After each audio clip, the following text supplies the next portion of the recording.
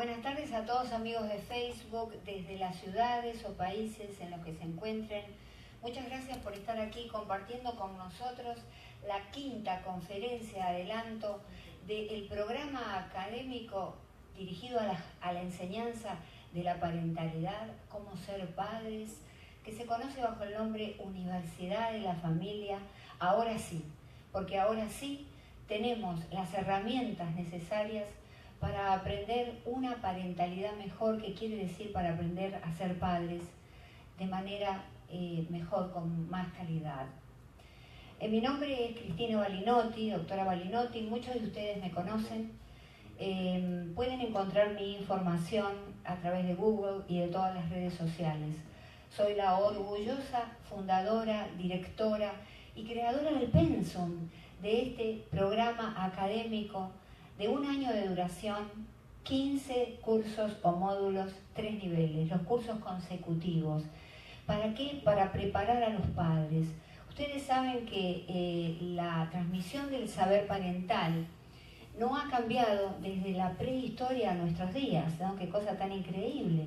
Vale decir que lo que a mí me enseñaron mis padres, yo se lo enseñaría a mis hijos y así sucesivamente.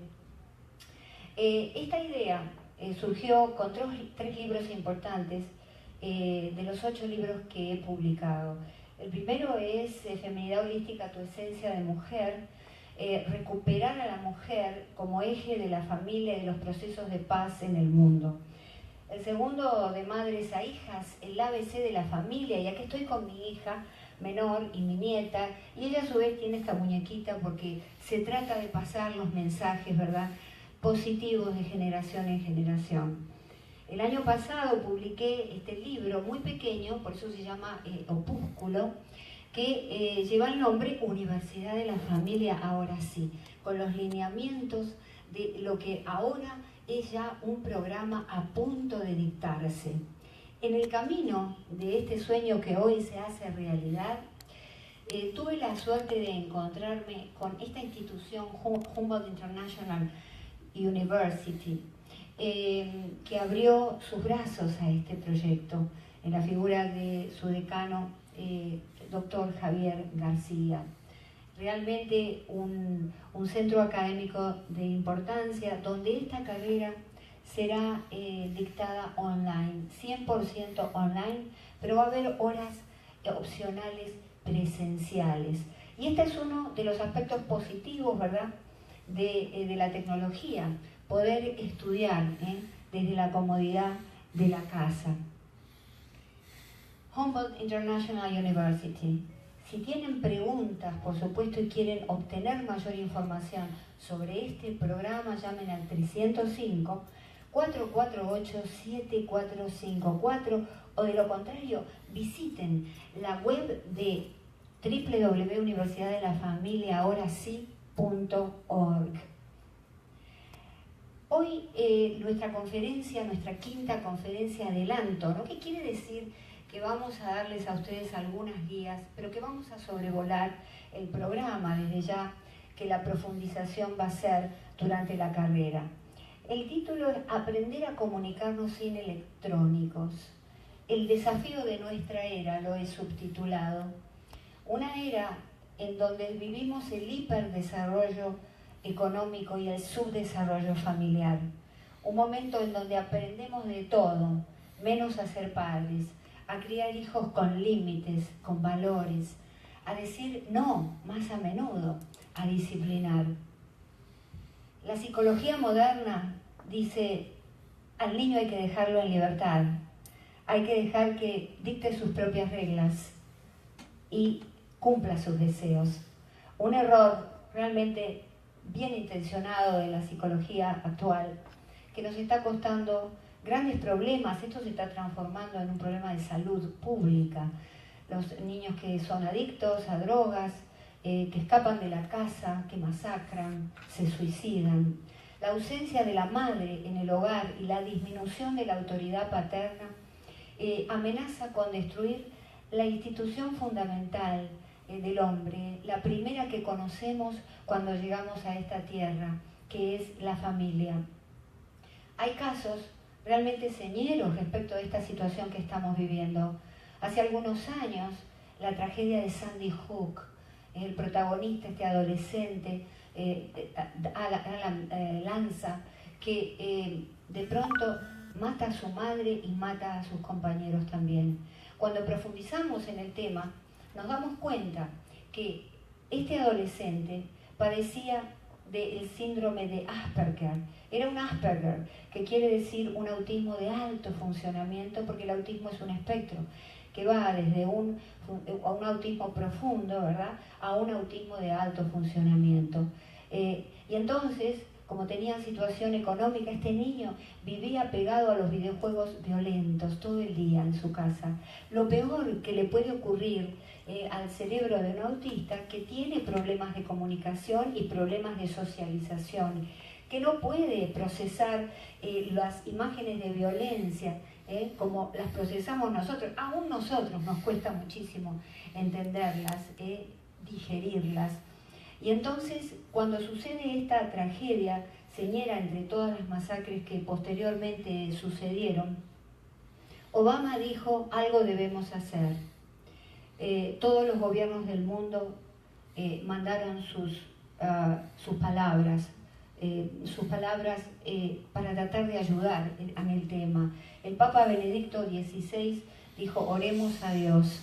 A nadie se le ocurrió, porque en realidad el protagonista de este tema fue el control de armas.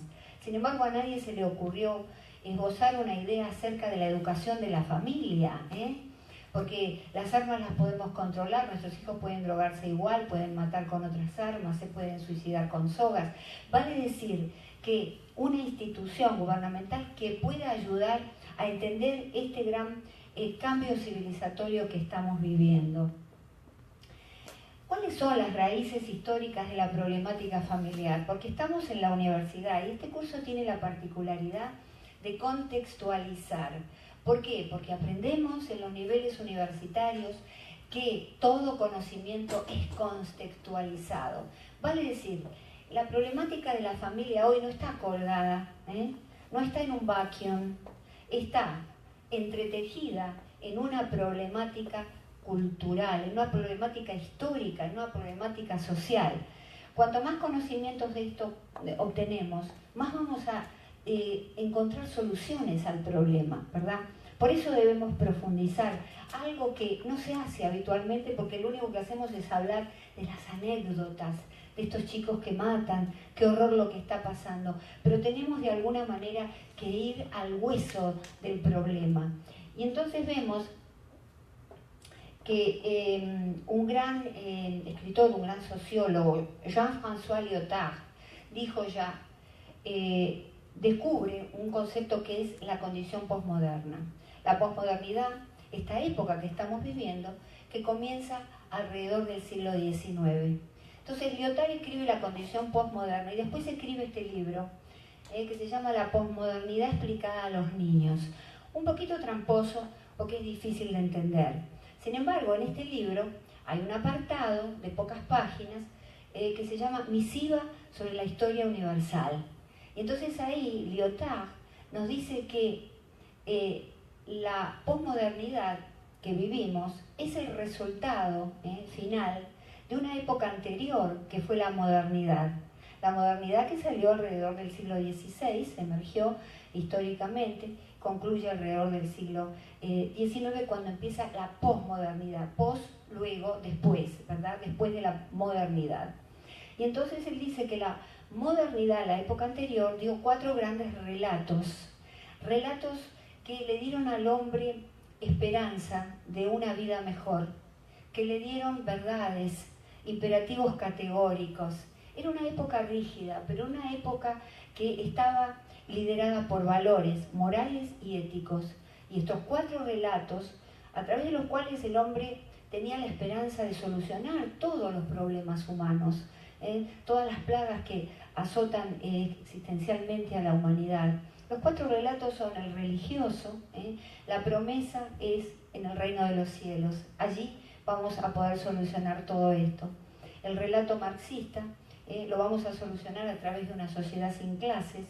El relato iluminista a través de la razón, no de la razón cartesiana o de René Descartes, sino de la razón, porque la razón de René Descartes es una razón absolutista, ¿no? En este caso es a través del pensamiento, a través de la elaboración de los conflictos que vamos a encontrar esta solución a los problemas. Y el relato capitalista, en realidad todo se va a solucionar con una sociedad en donde haya beneficio económico y bienestar para todos. Ahora agrega en este pequeño artículo que la realidad es que estos relatos no se cumplieron o que la gente se sintió mal, desilusionada por la falta de cumplimiento de estos relatos, y entonces ingresamos en la posmodernidad, en la época del desencanto. El desencanto porque ya no están esos valores y esos principios, y entonces los hemos reemplazado con las verdades personales. Pasamos de los grandes proyectos comunitarios a los proyectos individuales, ¿verdad? De pensar en el otro a pensar en nosotros mismos. Esta es la raíz histórica del problema, y acá, en otro libro señero, Zygmunt Bauman, otro sociólogo y filósofo, escribe la modernidad líquida, es decir, le llama a la posmodernidad modernidad líquida, tal vez para acortar en la palabra. ¿Qué es la modernidad líquida? Y acá vamos a entender todo. Él dice que las relaciones hoy en día, con los hijos, con los amigos, con los amantes, con las parejas, son relaciones transitorias. Aparecen rápido, se van rápido y se escapan como el agua se escapa entre los dedos. Por eso son relaciones líquidas. Y como el agua, el individuo posmoderno se adapta a las circunstancias que le convienen, aunque esas circunstancias no sean circunstancias morales, no sean circunstancias éticas. Entonces, ese es el mundo líquido en el que vivimos. La posmodernidad es caleidoscópica, es hedonista, es narcisista. Solamente nos vemos nosotros. Ya no somos, como decía Ortega y Gasset, yo y mis circunstancias, un libro maravilloso en el que dice, soy yo y mis circunstancias, si no la salvo a ella, no me salvo yo. Hoy en día en realidad queremos salvarnos nosotros. Y esto no es posible y lo estamos aprendiendo con creces. Como es la modernidad líquida, entonces es anárquica, ¿verdad? Mientras que la modernidad sólida, en la época anterior, había un orden que realmente prometía algo mejor, pero que no se cumplió. Sobre esta posmodernidad, sobre esta época histórica, se montan dos grandes hitos sociales, ¿verdad? Uno es la globalización y otro es la revolución tecnológica, que ahora les digo, representa las grandes contradicciones de la posmodernidad. ¿Esto qué quiere decir? La globalización, un concepto que nació en la economía, se extendió a la política, ¿verdad? La famosa aleteo de una mariposa, un problema que sucede en un extremo del mundo afecta a un país en el extremo opuesto, ¿verdad? Se ha globalizado todo, menos estas filosofías, menos los valores, menos la familia. Eso quedó afuera de la ecuación y lo estamos entendiendo un poquito más porque explicamos esto de la modernidad y de la posmodernidad. La revolución tecnológica, sabemos lo que sucede en un perdido pueblito al pie del Himalaya en un segundo, pero no sabemos lo que sucede detrás de la puerta de las habitaciones de nuestros hijos. Algo tan cercano. Esto tenemos que solucionar, esto es el desafío de nuestra época. Entonces, tenemos un problema de la comunicación, ¿verdad? ¿Qué significa comunicación? Viene del latín comunicare y significa unir, compartir. Y yo le he agregado comulgar, es decir, que compartimos y nos unimos en ese cáliz sagrado de la familia, en ese calor, ¿no?, de todos, alrededor del cual nos reunimos. Cuando el hombre primitivo inventó el fuego, se reunió en torno a ese fuego. Y ahora esa metáfora del fuego se aplica también a la familia. Entonces, ¿estamos incomunicados? Esta es la pregunta. No, estamos comunicados de manera deficitaria, porque el primer axioma de la comunicación de Paul Václavic, un gran psicólogo, dice no es posible no comunicar. Y entonces vemos acá la figurita, ¿no?, que es un joven que tiene una caja como de cartón en la cabeza y los brazos cruzados y está diciendo no quiero ver, no quiero escuchar, no quiero hablar y además me cruzo de brazos porque no me interesa lo que estás diciendo.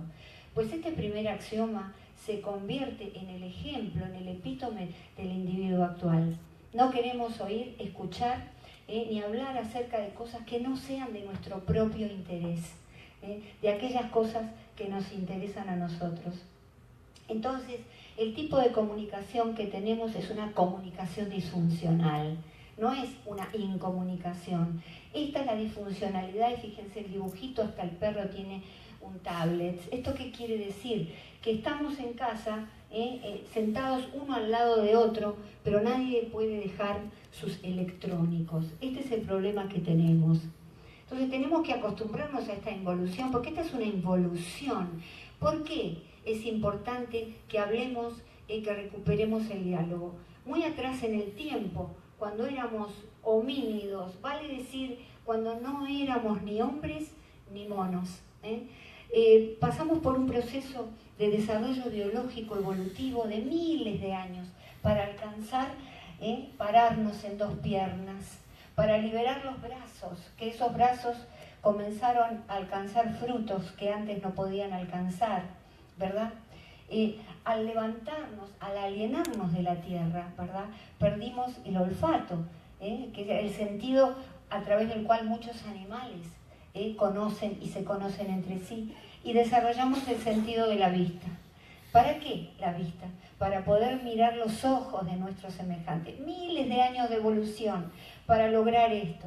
Y ahora estamos involucionando, porque nos estamos volviendo, y como el mono que nos antecedió, estamos ahí encadenando nuestros brazos, en lugar de llegar a los demás, abrazarlos, estar con ellos, los encadenamos a un keyboard, y los ojos ya no miran a los ojos de otro semejante, miran una pantalla, una pantalla que realmente nos aliena y nos saca de la humanidad. Nos estamos deshumanizando, no, en realidad nos estamos robotizando, estamos volviendo, estamos transitando épocas probablemente nunca antes transitadas, ¿verdad? En esta involución. ¿Cómo recuperamos una sana comunicación en el hogar? Esto es un tema que realmente nos tiene que preocupar. Y para las madres que están pendientes y me estarán pensando, bueno, yo lo que quiero saber es cómo hago para que mi hijo se despegue del celular. Bueno, pero todo a su tiempo. Primero contextualizamos, ahora decimos cuáles son las características de los padres para poder lograr que ese niño se despegue del celular. Y entonces vemos que es un liderazgo que yo denomino asertivo. ¿Qué es asertivo?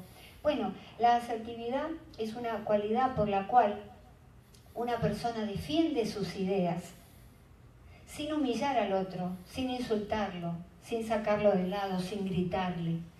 Es una comunicación adecuada. El liderazgo asertivo comunica de manera adecuada, con palabras y con gestos agradables. ¿Cuáles son las 6 características? ¿Cuáles son las 6 cualidades del liderazgo asertivo? Primero, saber ser el padre, no el amigo. ¿Qué quiero decir con esto? La psicología en nuestro tiempo también nos dice, bueno, vamos a ser amigos de nuestros hijos, porque a lo mejor, siendo amigo de ellos, nos van a contar todo. Esto no es así, esto no es así. Hay que ser el padre.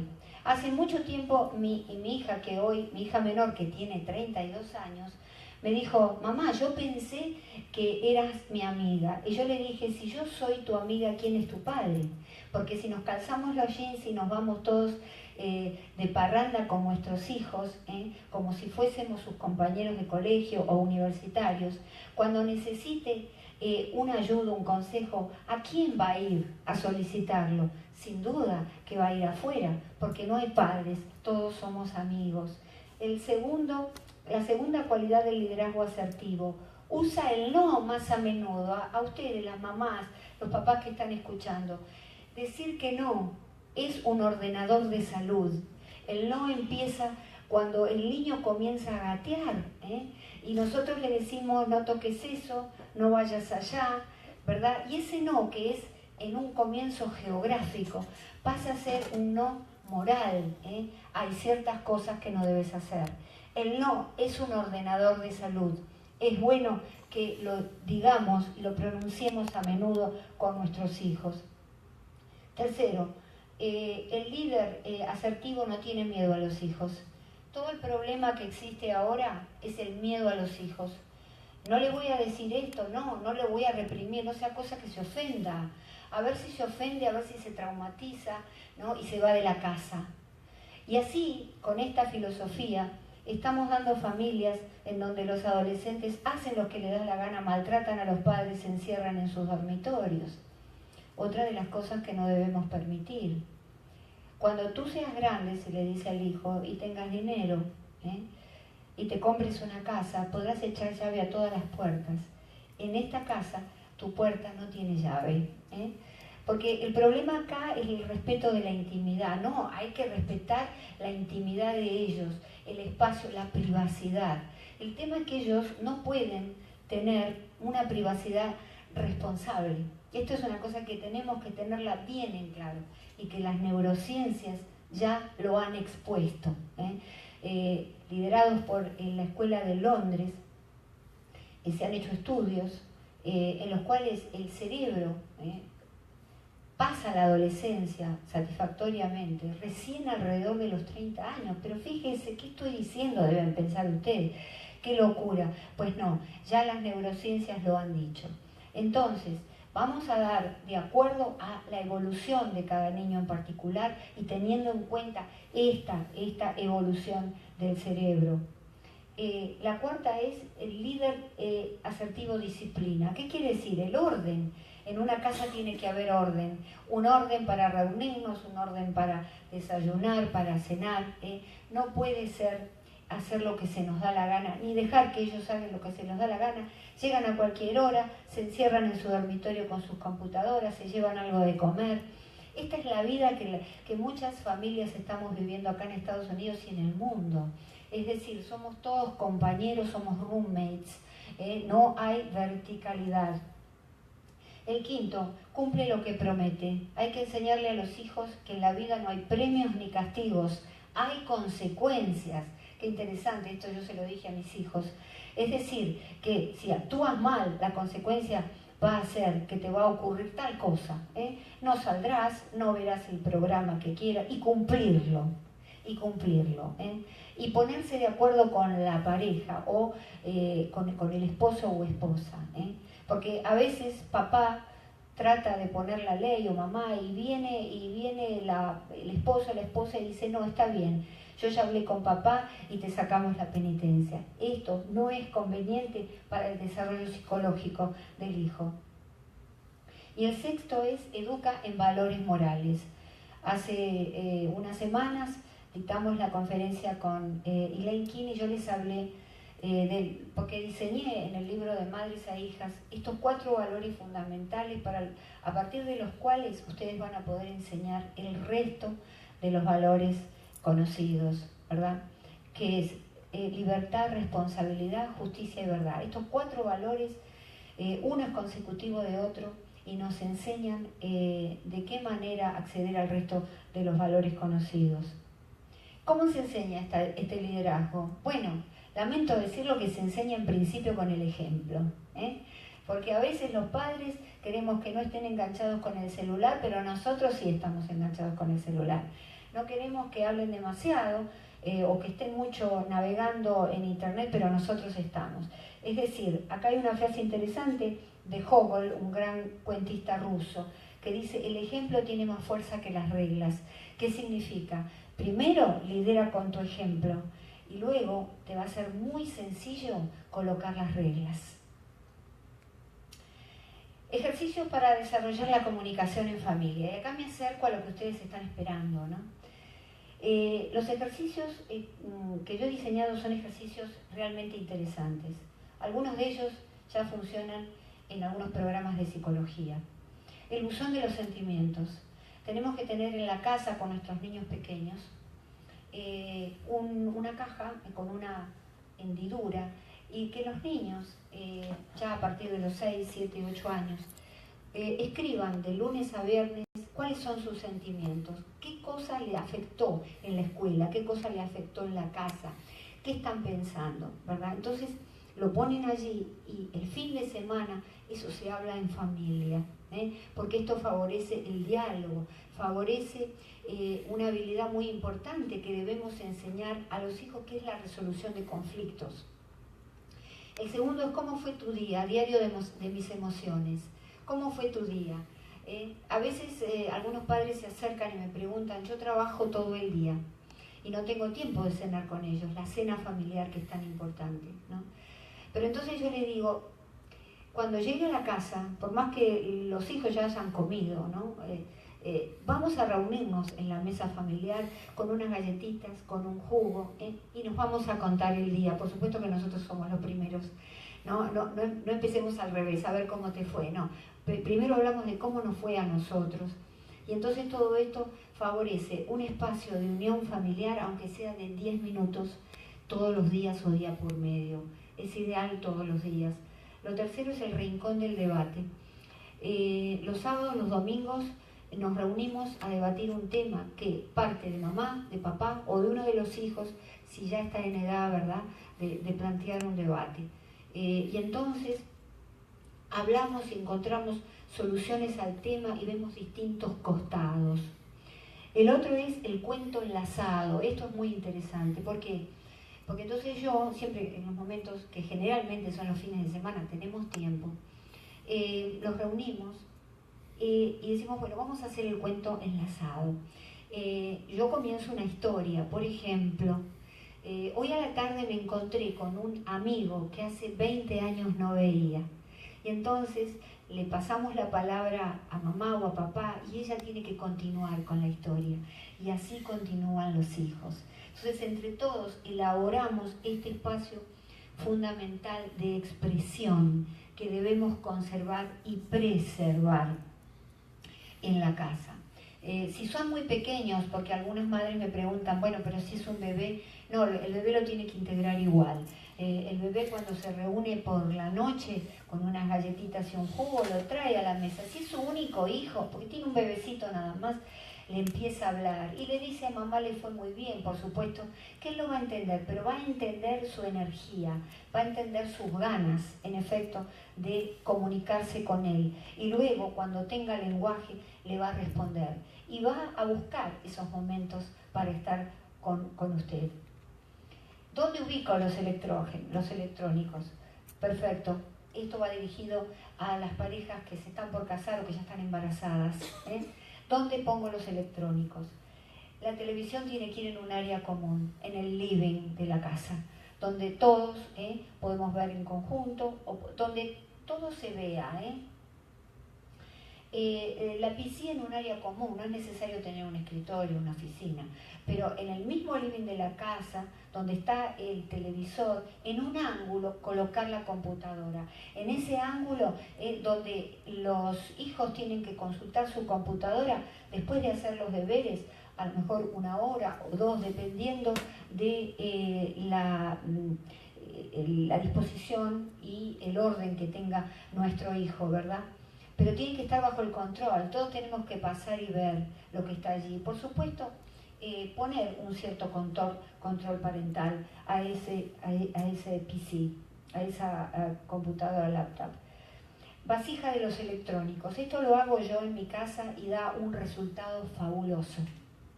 Fíjese, cuando vienen mis hijos, que ya son grandes, yo tengo un hijo de 40 años, una hija de 32, viene mi nieta de 8 años, mis amigos, todos dejan el celular en esta vasija de los electrónicos. ¿Qué quiere decir? Bueno, un bowl grande, cualquier cosa que ustedes encuentren. ¿Por qué? Porque cuando estamos reunidos en familia no se permiten este tipo de aparatos. No debemos. ¿Por qué? Porque, bueno, lo podemos hacer desde ya, de hecho lo hacemos. Pero no es conveniente porque corta, porque siempre hay alguien, y yo lo he observado en las múltiples reuniones a las que asisto, siempre hay alguien que está mirando su celular y entonces ha perdido contacto con lo que nosotros queremos decir. En la familia esto opera estragos. Tenemos que evitarlo. Salidas sin electrónicos, no sé usted si no ha visto en los restaurantes a los chicos con las tabletas, a los bebés, apenas pueden con sus manitos agarrar y los distraen con los videojuegos. Esto no se debe hacer. Estamos ingresando a nuestro hijo en una cultura de la comunicación disfuncional. Acuérdense, ¿por qué disfuncional?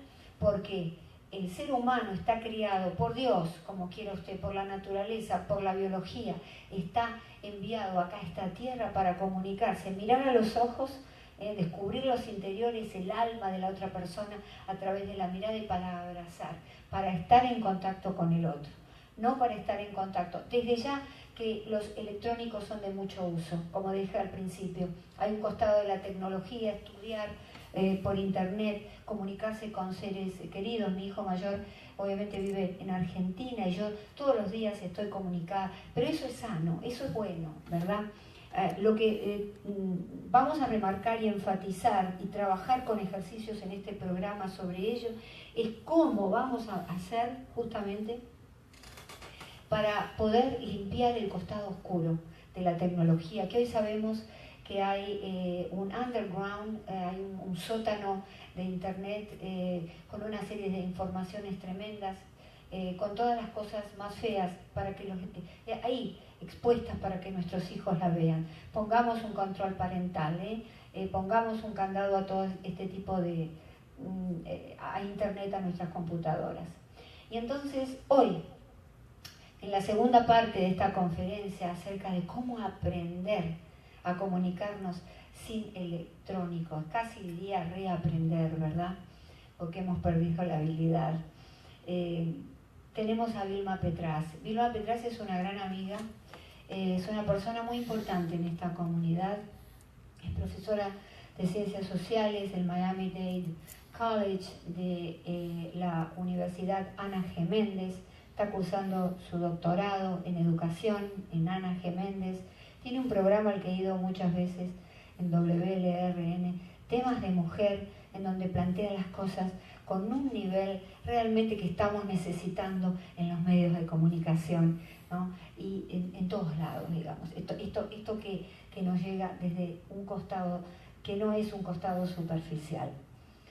Ella es la profesora justamente del módulo, que aquí tengo el programa, del módulo 1, la problemática del mundo actual. Por eso ella va a presentar ahora parte de su programa y está aquí con nosotros. Ven aquí. Gracias, Cristina. Bueno, un gusto estar aquí con ustedes. Ahora déjenme, necesito el... Gracias. Bueno, yo tengo una presentación que vamos a conectar ahorita y que tiene que ver con la comunicación familiar en tiempos de revolución digital. Un poco antes de comenzar quiero decirles que mi profesión original es Relaciones Internacionales y Ciencias Políticas. Yo me formé precisamente estudiando estos fenómenos como el de la globalización, como los cambios civilizatorios que estamos viviendo. Esta bibliografía que de manera brillante ha expuesto Cristina, evidentemente nos hemos tenido que cruzar con este cambio de paradigmas y paradigmas de vida también que tocan al ser humano en lo particular, y obviamente estos temas siempre me han preocupado de manera particular. Cuando Cristina me pidió ser parte del proyecto, yo evidentemente por mi propia formación como en el área de las ciencias sociales, pues me sentí bastante atraída, pero también por una preocupación que tiene que ver con este cambio civilizatorio que está cambiando la manera en que los seres humanos interactuamos los unos con otros. Y evidentemente me interesó muchísimo, ella me propuso este primer módulo que tiene que ver precisamente con estos cambios, ¿no? Que tiene que ver con la forma en que la civilización, este proceso evolutivo que está teniendo el ser humano, ya estamos evidentemente en un proceso evolutivo mayor, profundo, que nos está cambiando nuestra forma de vida. Pues evidentemente me interesó muchísimo acompañar a Cristina. Creo que además es un esfuerzo pionero. Es probable que otras personas estén haciendo intentos en alguna otra parte sobre esta preocupación, porque sin duda la célula fundamental del ser humano, y lo vamos a ver ahorita en la exposición que yo voy a hacer, la familia es un elemento troncal, fundamental para que el ser humano pueda tener una interacción normal con el resto de la humanidad. Pero si estamos viviendo un nuevo normal, el new normal es ahora estar conectados con electrónicos, buscar intermediaciones cada vez más artificiales, y nos hace más difícil comunicarnos con la persona que tenemos al lado en el espacio, justo al lado de nosotros. Entonces realmente estamos en problemas, y por eso quería hacer esta introducción sobre la comunicación familiar en tiempos de revolución digital. Cómo reaprender, en la palabra adecuada que utilizó Cristina, a comunicarnos en familia, porque la teníamos y la fuimos perdiendo, en tiempos de digitalización del espacio social. En ese sentido, bueno, ya ustedes saben, esta imagen es como muy gráfica, así estamos nosotros en este momento expuestos. ¿Qué exactamente ha pasado con la revolución digital? ¿Cuál es el impacto que está teniendo en lo humano y en lo social? Bueno, los avances tecnológicos, informáticos y comunicacionales sin duda están suprimiendo, y todos lo sabemos, barreras políticas y económicas, pero también están incidiendo en los comportamientos personales y en las formas de integración y reintegración y desintegración del entorno social. O sea que en ese sentido yo creo que definitivamente tenemos que tomar en cuenta cómo la tecnología nos está afectando y estos cambios tecnológicos. Los efectos que se derivan de esta nueva fase de desarrollo son impredecibles. Todos lo sabemos, que estamos sintiendo algo que nos está cambiando en nuestra forma de vida. El problema es que no sabemos a dónde nos está llevando. Tenemos la impresión de que nos está desocializando, o como Cristina mencionó, nos está tal vez llevando incluso a una robotización, porque nos está incluso deshumanizando a lo que es la interacción normal del ser humano con otros seres humanos. Y por supuesto esto está llevando a nuevas formas de aprendizaje, de socialización e interacciones sociales que evidentemente nos están reformulando nuestra forma de vida. Los cambios tecnológicos son fuente de progreso económico y fragmentación social. Eso es una interrogante que tendríamos que hacernos todos, porque hay un vertiginoso cambio tecnológico, informático y comunicacional que se ha convertido en fuente de progreso económico y de productividad, pero también de fragmentación y desocialización. Este es un tema que yo vengo desarrollando recientemente, porque sí me parece que el fenómeno de la socialización, que ha sido tan importante para construir el espacio social, hoy por hoy lo sentimos cada día más perdido. Como bien apuntaba Cristina, es muy común ver a las personas yendo a sitios sociales y cada uno conectados con sus propios electrónicos, de manera que la socialización no está ocurriendo en la práctica, sino que estamos crecientemente desocializándonos. La tecnología ha pasado a ser un factor principal entonces para elevar ciertamente la productividad, y un instrumento también imprescindible para la competitividad, la rentabilidad, pero también para muchos, y es increíble decirlo, para la sociabilidad. Es decir, hay personas que les es muchísimo más fácil socializar a través de un aparato electrónico, de un iPad, de un teléfono, que hacerlo cara a cara con otro ser humano. De manera que aquí hay una distorsión, evidentemente, del espacio social. Cambios tecnológicos, sociales y culturales. Bueno, si dividimos a la humanidad en estas fases que yo le llamaría fases de cambios tecnológicos que nos han cambiado nuestras formas de vida, podemos decir que nosotros estamos ahorita en una cuarta fase, pero permítanme explicarles cómo ha sido este proceso. En primer término, para el ser humano apareció la oralidad, que es la aparición del habla. Nosotros empezamos a codificar el pensamiento a través de sonidos producidos por las cuerdas vocales y la laringe, y esto implicó que el pensamiento se convierta en una forma de mercancía social.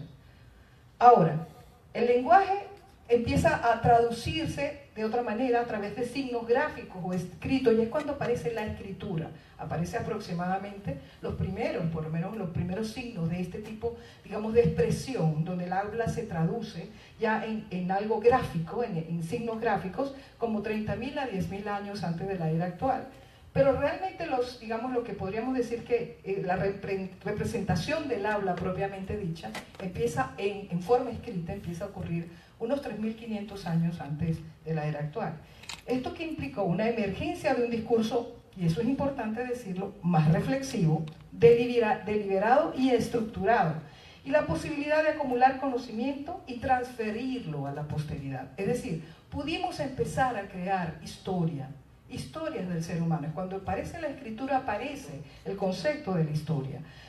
Luego, evidentemente, otro progreso importante ya ocurre en 1450, cuando aparece la imprenta con Gutenberg, que es que la posibilidad de reproducir textos se hace un proceso masivo. Podemos reproducir textos en masa.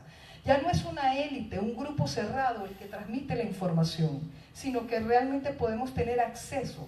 Y esto evidentemente es una restauración en parte de la interactividad del habla que se había perdido con el texto escrito. Ahora, ¿qué pasa? El libro entonces se convierte en un elemento estructurador del conocimiento y unificador de la totalidad. Por eso es importantísimo, incluso todavía, preservar el concepto del libro, porque por este elemento estructurador del conocimiento y unificador de la totalidad. Ahora, ¿cuál es la etapa de hoy? La etapa de la digitalización, que es la emergencia de los medios electrónicos, y la digitalización como un nuevo código más abstracto y artificial, porque evidentemente hay una intermediación, aparatos para producirlo y descifrarlo, y de representación de la información cuyas consecuencias ya estamos experimentando, pero no sabemos a dónde nos va a llevar. Esta es la etapa que estamos viviendo hoy. Y esto, podríamos decir que la tecnología entonces está teniendo implicaciones, y ya vamos a explicar por qué lo estoy diciendo, que no solo tiene implicaciones sociales, sino que es producto de las condiciones sociales y sobre todo económicas de una época. Esto lo quiero decir porque hay la tendencia a creer estamos atrapados sin salida, hay un determinismo tecnológico. No es cierto.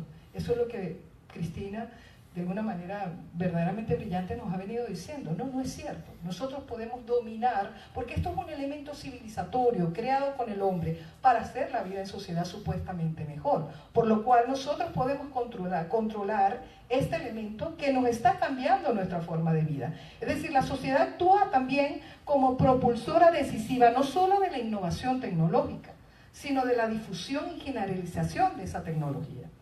Es decir, somos creadores, por lo tanto podemos controlarla. Y el cambio tecnológico, como bien dice Manuel Castells, un gran teórico precisamente de estos cambios, de estos procesos civilizatorios profundos de cambio a través de la informática, el cambio tecnológico tan solo puede ser comprendido en el contexto, por tanto, de la estructura social dentro de la cual ese cambio está ocurriendo. Ahora, sabemos que la globalización produce tensiones entre nuestra forma de vida, lo local, donde nosotros estamos parados en este momento, y lo propiamente global. Hay fenómenos como la mundialización de las actividades económicas y financieras, el incremento del poder de las empresas transnacionales, tensión entre dinámica de internacionalización y emergencia de particularismos locales y nacionales, homogeneización de los productos informacionales y comunicacionales en pos de la lógica del consumismo, etc. Ahora, este es el punto de que me parece muy importante que apuntemos esta reflexión que estoy haciendo hoy. La globalización y estas transformaciones informáticas y comunicacionales, lo que podríamos llamar la revolución digital, está reconfigurando el espacio social y de hecho está produciendo lo que podríamos decir la emergencia de un nuevo espacio social que ha denominado el filósofo español Javier Echeverría el tercer entorno, según el cual de las nuevas tecnologías de la información y las telecomunicaciones están posibilitando un escenario que difiere profundamente de los entornos naturales y urbanos en los que tradicionalmente se movían los seres humanos, es decir, de los espacios sociales tradicionales. De hecho, y quisiera un poco explicarles, los entornos sociales son espacios de interacción humana y pueden dividirse, según esta, digamos, categorización que hace el filósofo español Javier Echeverría, en primer entorno, que es el que gira alrededor del ser humano. Por ejemplo, el cuerpo humano es parte de ese primer entorno, la familia como estructura central es parte de ese primer entorno, el clan, la tribu, las costumbres, los ritos, las técnicas de producción, la lengua y la propiedad. Estos son los primeros principios constitutivos del espacio natural del ser humano. Por lo tanto, la familia es uno probablemente de los factores más afectados dentro de esta era de la digitalización, dentro de esta revolución tecnológica. Ahora, el segundo entorno, que es el que podríamos llamar el entorno de la sociedad industrial, es donde es el que gira alrededor del ambiente social de la ciudad y el pueblo, y es un entorno social urbano, cultural, evidentemente social, y entre las formas constitutivas de este segundo entorno están el vestir, el mercado, el taller, la empresa, la industria, la ciudad, el Estado, la nación, el poder, la iglesia, digamos las instituciones constitutivas del orden social. Por eso podríamos decir que esta forma, digamos, la más acabada y más desarrollada de este segundo entorno es la sociedad industrial. Estos dos entornos evidentemente están cambiando por este tercer entorno.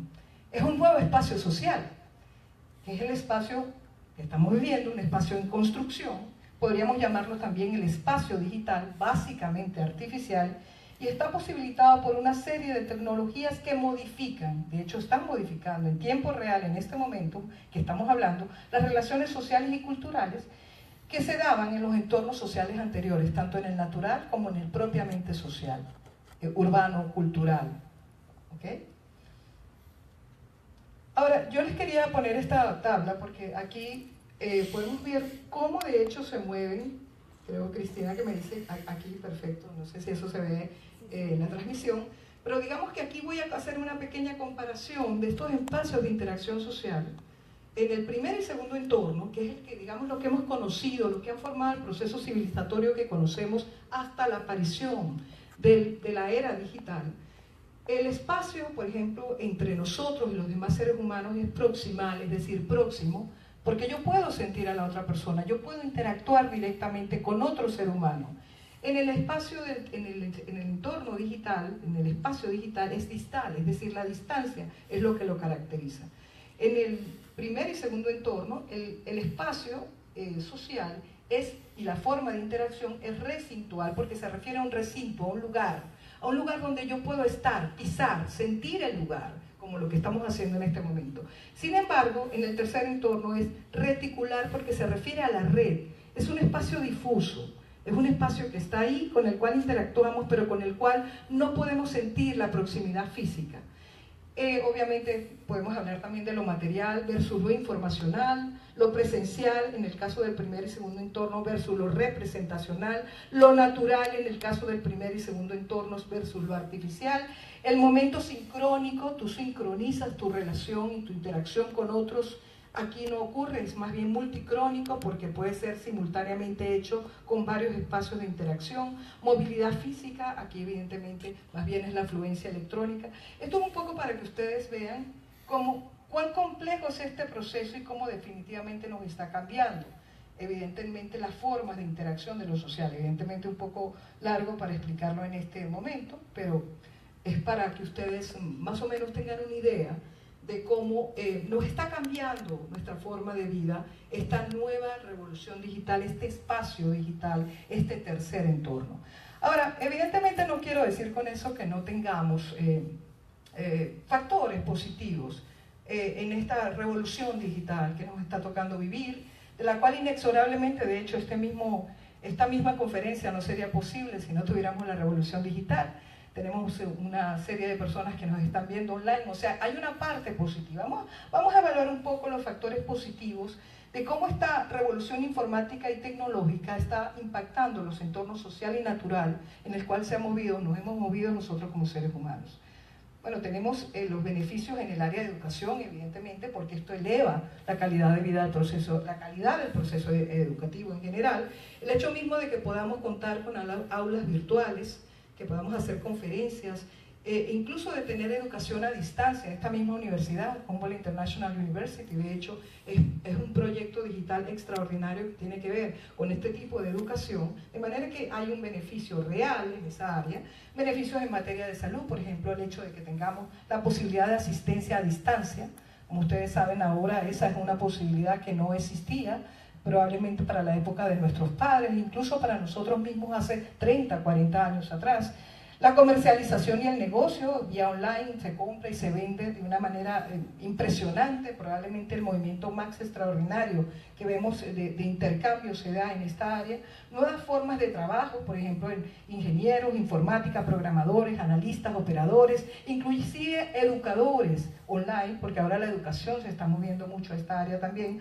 Bueno, evidentemente tenemos información gratuita y económica, el hecho mismo de que hoy por ejemplo, el Internet sea una fuente impresionante de libros, de texto, que de otra manera no hubiéramos tenido acceso, que hoy podemos digitalizar una gran cantidad de información y que las personas pueden tener acceso a eso, pues evidentemente es una ventaja extraordinaria en la difusión del conocimiento. Descarga de programas, de aplicaciones, lenguajes de programación. Por ejemplo, también el hecho mismo de que podamos tener, por ejemplo, impacto, por ejemplo, en materia del medio ambiente, porque sabemos que con menos consumo de papel, nosotros ahora podemos liberar, por ejemplo, una cantidad de información sin necesidad, por ejemplo, de dañar la naturaleza, por ejemplo, de manera que hay una serie de ventajas, sin duda, importantes. Ahora, ¿cuáles son los factores negativos? Bueno, yo creo que aquí hay que entrar a hablar de la parte que realmente nos concierne a nosotros como padres, como educadores. Perdón. Aquí tenemos el aislamiento, las relaciones interpersonales, por ejemplo, se van perjudicando. Se pierde el contacto directo si nuestras relaciones más son virtuales que reales, pues evidentemente entramos en este proceso de aislamiento.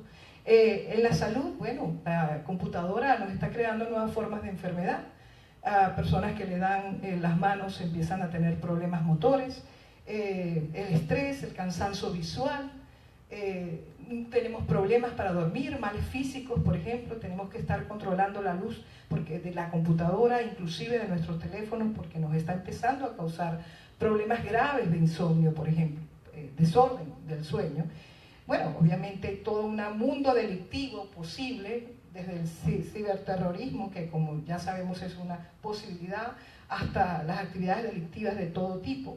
El analfabetismo digital también está surgiendo porque evidentemente aquellas personas que no tienen acceso a estas nuevas formas de información y difusión de información, pues evidentemente se quedan rezagados tecnológicamente, digitalmente, y evidentemente creamos nuevas formas de analfabetismo.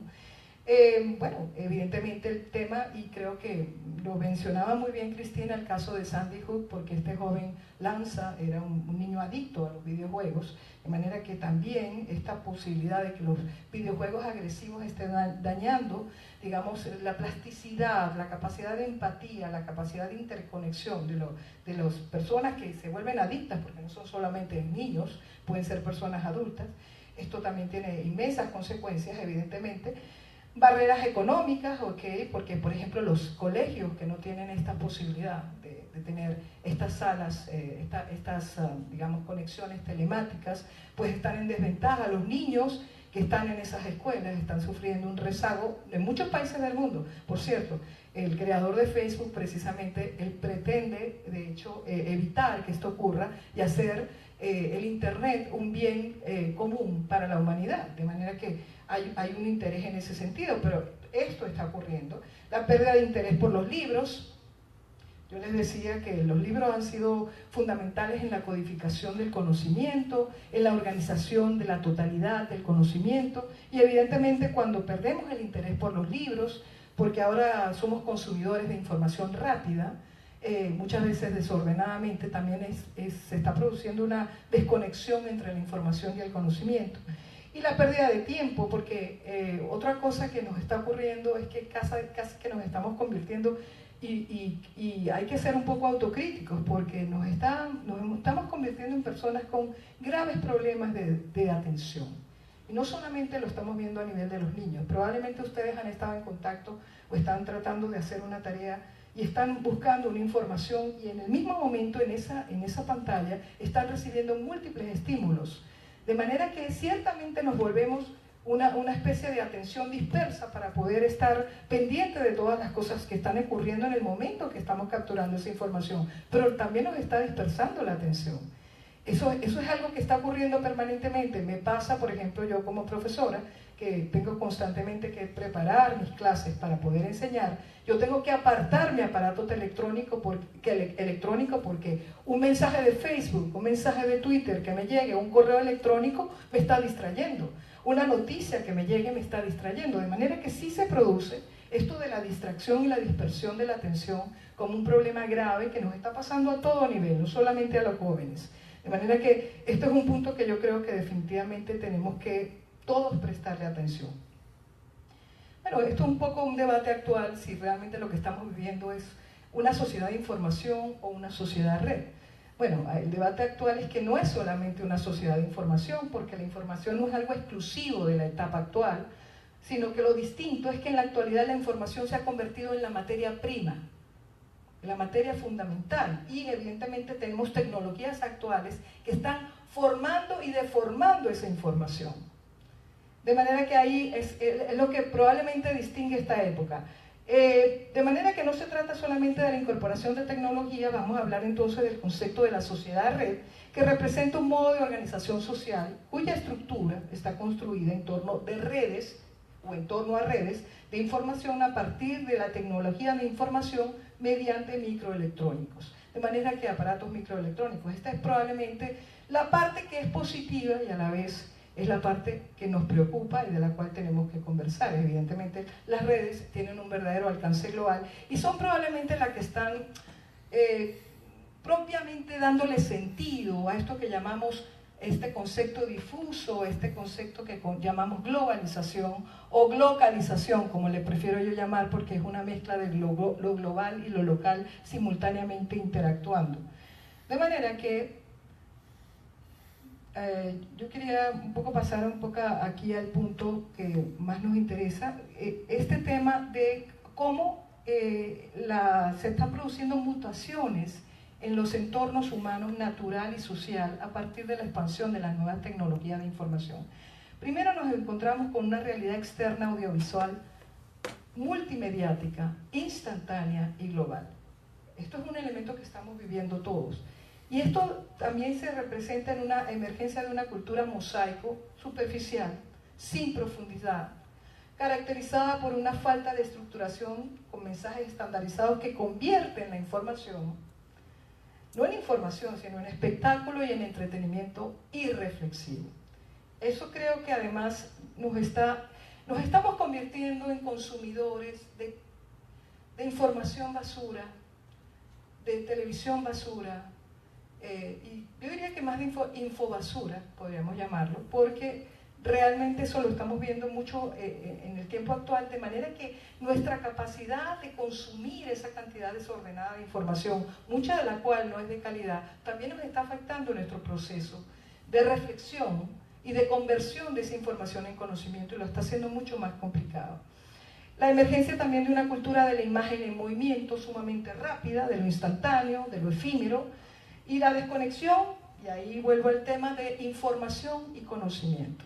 Porque para que la información se convierta en conocimiento hay que codificarlo, hay que procesarlo, hay que incluso reservarlo en la memoria para nosotros poder esa información. Pero si estamos consumiendo, porque la red lo que nos está dando es una información muy variada, inmensa muchas veces, muy difícil, como me decía la persona que nos está acompañando, nuestro técnico, que el ser humano consume hoy una información prácticamente al día que un ser humano en épocas pasadas, digamos el siglo pasado, principios del siglo pasado, consumía, por ejemplo, en más de un año.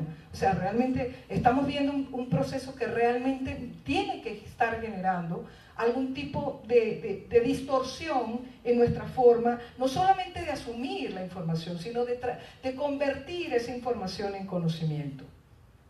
Ahora bien, ¿eso qué está generando en nosotros? Nosotros hay una parte de la psicología que es la psicología cognitiva. Hay una transformación de los procesos mentales, sin duda, y eso está ocurriendo en este momento. Es probable que nosotros nos estemos entrenando más en lo que podríamos llamar reacciones rápidas.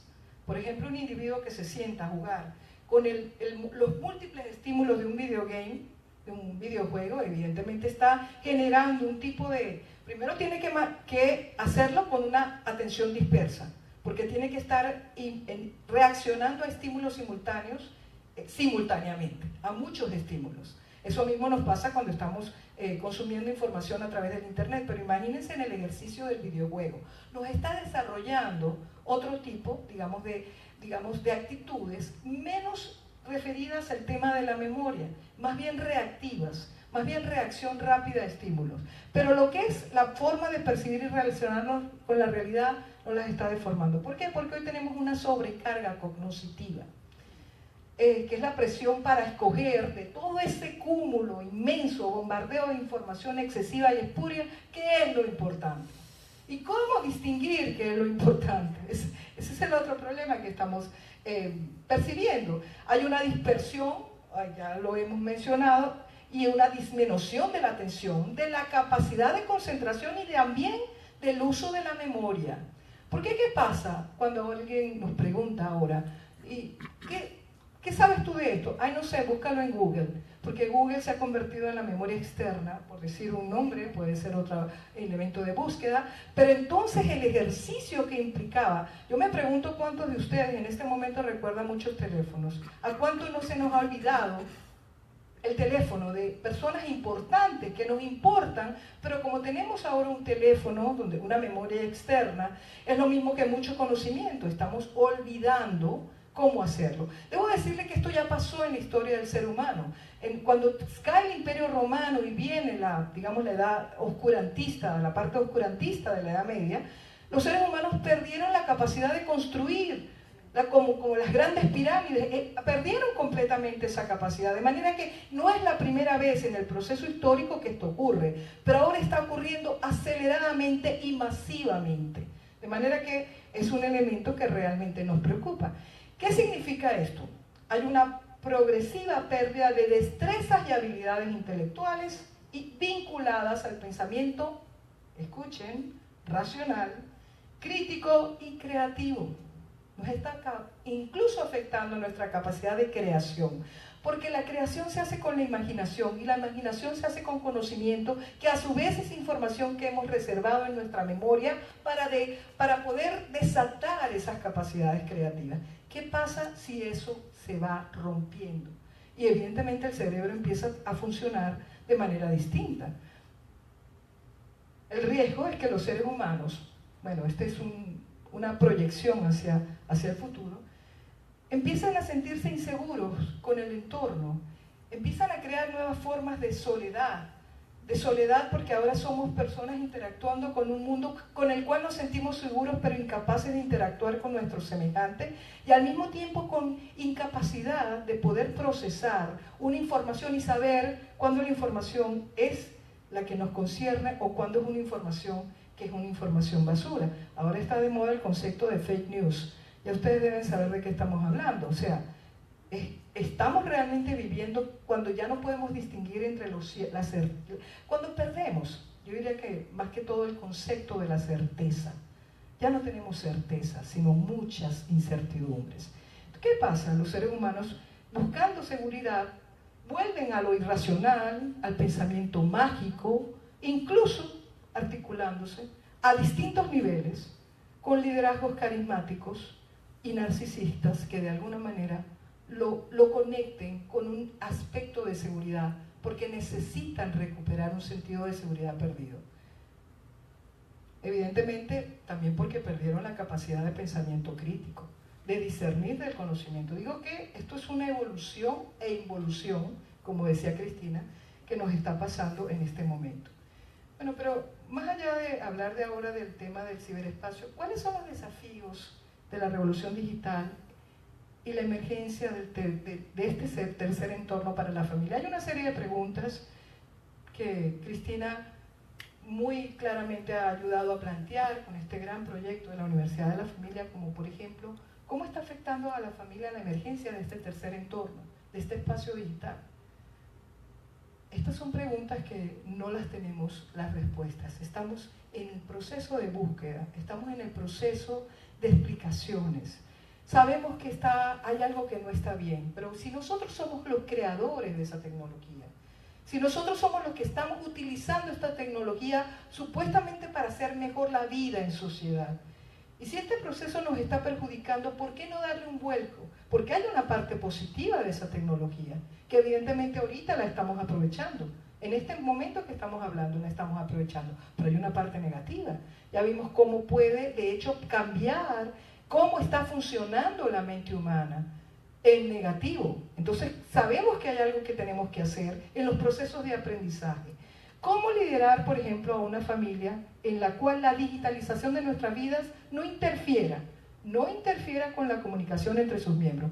Ya Cristina daba una lista muy interesante, que son consejos prácticos, pero también tenemos que aprender nosotros a desconectarnos, porque el problema es que todos estamos como en un gran matrix. Yo a veces me preguntaba si estábamos creando realmente ciudadanías digitales o éramos parte de una matrix, de la matrix, ¿no? La matriz.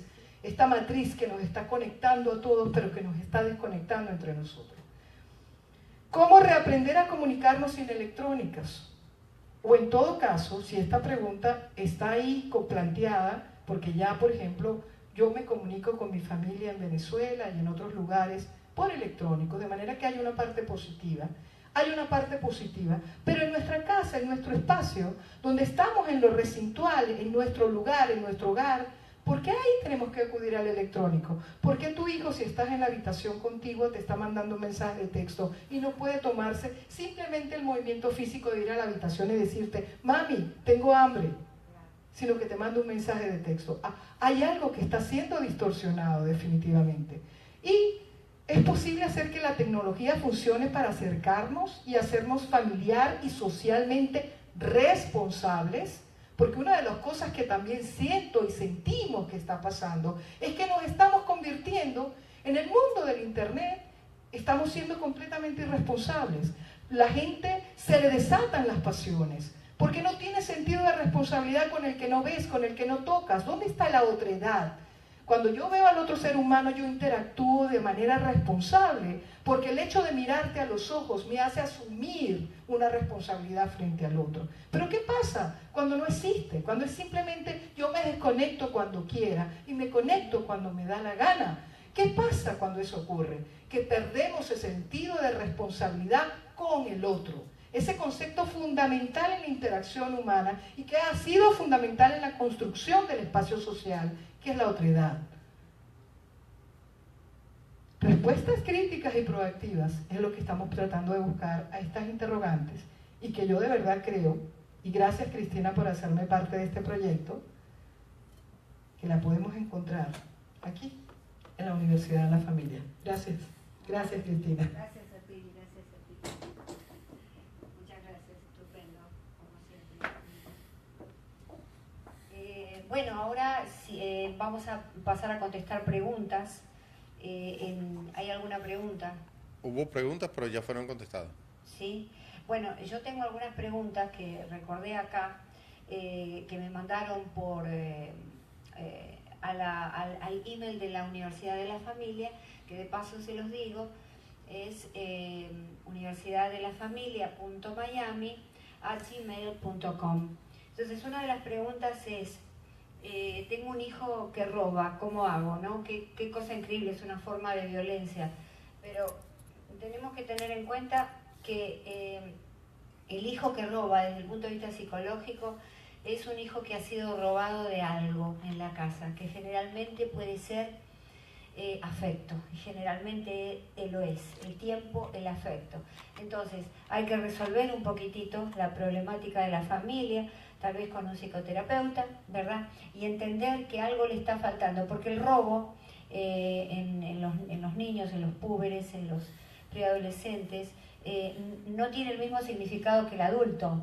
El niño no roba porque necesita, porque de hecho esta señora me dice que tienen todo en la casa, pero roba cosas que ya tiene, porque es un símbolo, tal vez esté necesitado de algo que sin querer ustedes como padres le han robado, ¿verdad? O lo han privado. Entonces, a consultarlo con un psicoterapeuta. Y la otra pregunta es, ¿debo permitir que mi hijo que padece de autismo mire videojuegos?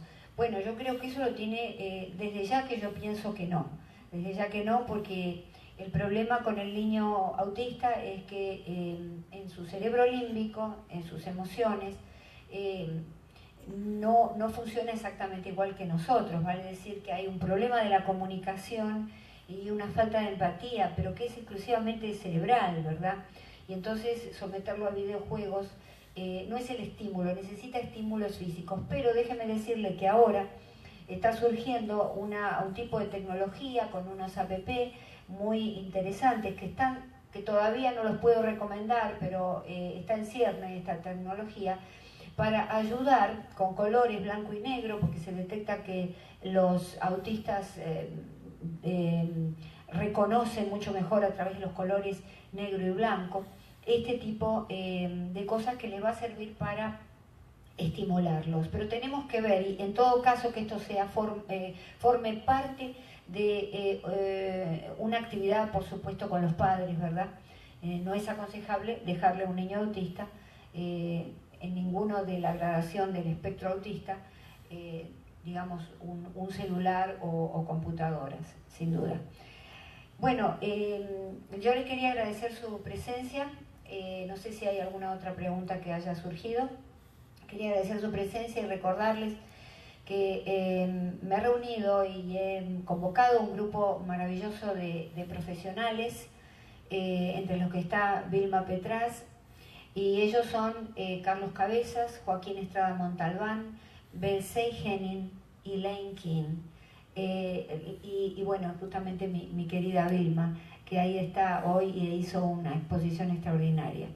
Ellos son los que van a dictar este programa universitario con autores, con información sencilla que ustedes van a poder comprender, porque se trata justamente de comunicarse, ¿no? Y de comunicarse de la manera más sencilla.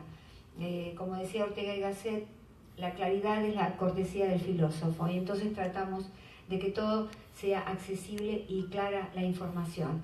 Muchas gracias y los espero el próximo lunes 13 para la conferencia que ofreceré con Carlos Cabezas acerca de qué hago con mi hijo adolescente. Hasta entonces.